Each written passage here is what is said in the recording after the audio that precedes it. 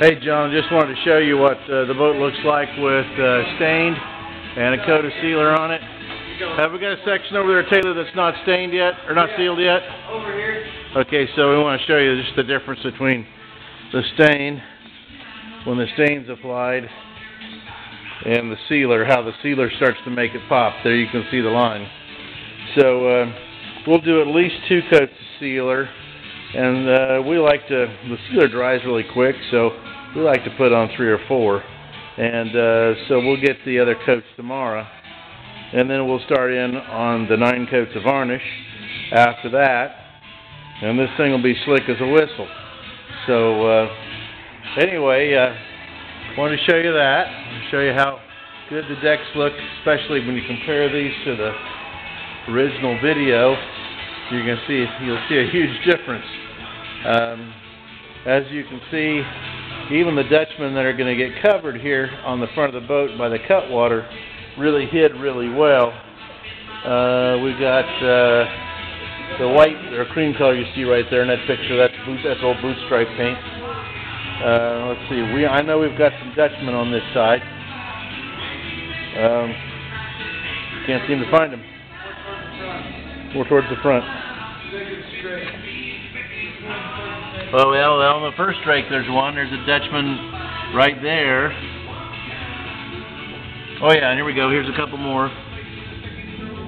So, really, really well hidden. And of course, here's our new, we have 2 new planks, this one and this one. This is the one that had a big spot in it that had a bunch of filler because it had been evidently beat up against the dock. And here's the transom. And as you recall, we had a real wide plank seam right here. And if I get right down on it, you can see where I added the piece of wood. There's the bottom of it, and there's the top of it at the plank. And that plank seam's starting to spread again on us because we're not in the humidity-controlled varnish room yet. When we get there, we'll get that closed up, and then in the Texas humidity, that'll probably stay closed. And other Dutchmen, well, of course, these get hidden by, nearly all hidden by a strip. The strip will come to right about here. So, and let's see, there's more Dutchmen in over here. Here's another one. There's another one here. And we'll darken that after we get a little sealer on there. We've got a trick for darkening that. This one will be largely hidden by the stainless, which is, by the way, polished. And there's another Dutchman down there. So they're really, really, really tough to see. I know where they're at, so I know where to look. So, okay, so let's see. The other thing I wanted to show you was the stainless. The upholstery was to ship yesterday. They just held the shipment until they got the embossed unit, the embossed pattern for the back seat. This stainless has all been polished. It looked about like this. This is actually the back side. It looked about like this to start with, and of course now it's all been polished to its original luster.